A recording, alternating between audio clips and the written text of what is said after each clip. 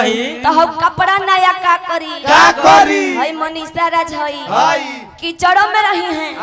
तो कमले के फूल कहई हैं एक और परतर कोनो बेहाया का करे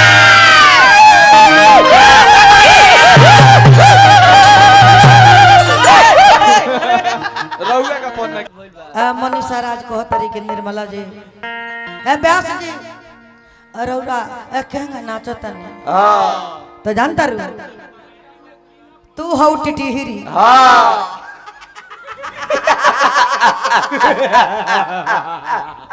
तू हौ टिटिहिरी दोनों टंगरी ऊपर कैले बड़ू कि आकाश गिरी आकाश को रोक ले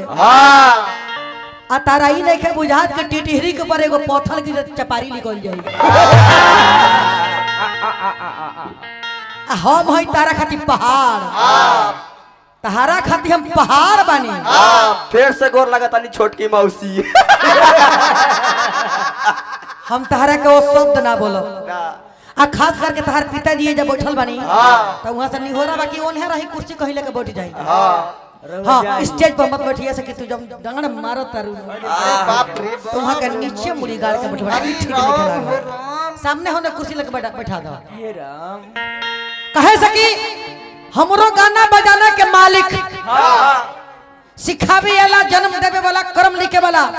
हमारे पापा जी हैं तो वहां के सिखा दनी और वहां के घरे बनी तो गाना बजाना के लड़ाई के मैदान में ए भाई अब बाप के सामने लेके ना बैठो जला तन मनी ओने हो जा कुर्सी तक बैठा उठी के बाद हाँ गाड़ी में ई बात मान लो हम गाड़ी तक देब ना और सब तो हम बोलबे ना करो साफा ना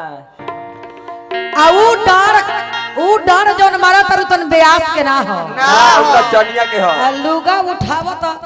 तनी मनी चून उठे घूठी ना लौक के तो ब्यास के ना त पूरा ठेवना पर उठा लेता री हाँ तो शब्द नहीं खे बोले के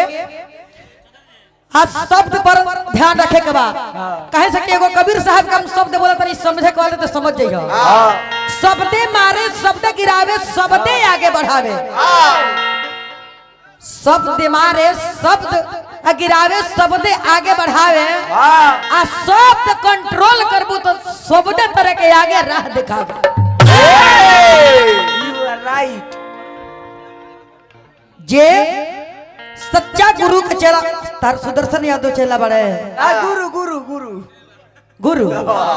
अच्छा गुरु बड़े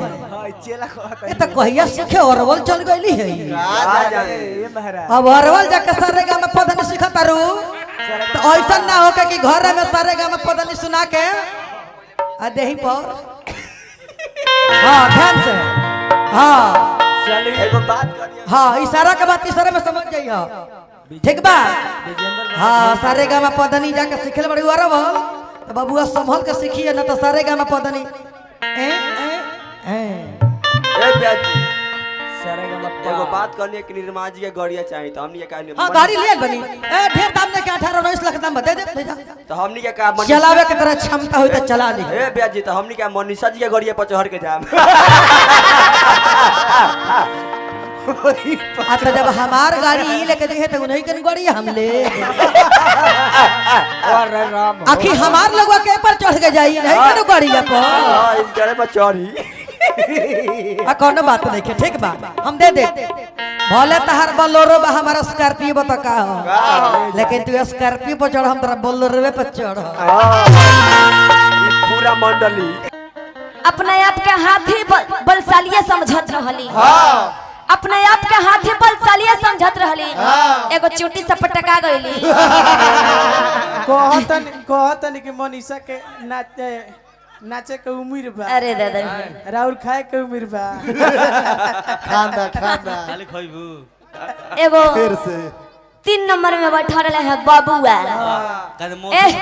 एगो 3 नंबर में बैठा रहा है बाबुआ कहाँ गइले हैं मतलब मौसी हमरा के कहत रहे कि कद छोटकी मौसी आ कुछ देर के बाद कहले है कि छोटकी मौसी के गड़िया पर ना बैठ के हमने के चल जाइब सो अच्छा ए बबुआ ये नहीं खा जानत ए महाराज ई खिसवा सच कहल बा कि माई मरो तो मौसी जियो जियो माई मरो तो मौसी जियो माई के समान मौसी होले तो यानी कि हमरा गड़िया पर कहले हैं बैठ के जाए के ओला नंबर था माये गड़िया पर चल जाता तू हमनी के गड़िया पर बैठ के जइबो तारा बाबू के गड़िया मार के फोड़ देम जा गड़िया चाचा का गड़िया देखो बाउर ई सब ना हो बोले के बा ठीक बा बोली देखी तो खा के तो चले गए प्रणाम चाची अभी या मत कहो चाची खा लो पता न रात में कोई हला खाए ऐसे खिसा को यार 3 हला बाप रे चाची ऐसे कहले का का बड़ी सुंदर सुंदर गीत गनाई गई हैं हां के यह के गायकी का जोड़ा नहीं है बगल में बैठल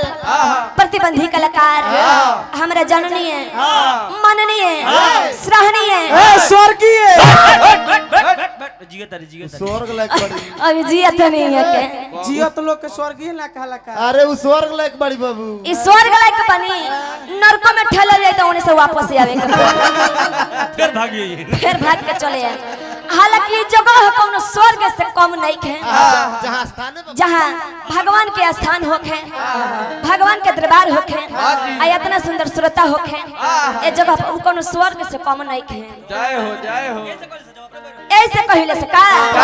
कि जब अपने बारे हो जाई तो दोसर दया का करी ब्याह जी रौरा गवत रहनी तो हम रौरा के देखत रहनी हम रौरा कहत नहीं गवत रु ठीक बा का दोबारा आंख मारत रु अच्छा रौरा सब बताई कोई हाल हम का दु आंख मरनी यहां के लौक गइला महाराज रो मारवावत तबे नु आंखवा मारत आंख मारत को के मारवावत ऐसे बोले कोई हो बेटा के मौसी के रोको आंख मारे से ऐसे कहले का निर्मला जी कि जब अपने बारे हो जाई तो दोसर दया का करी ए महाराज जब अपने बारे हो जाई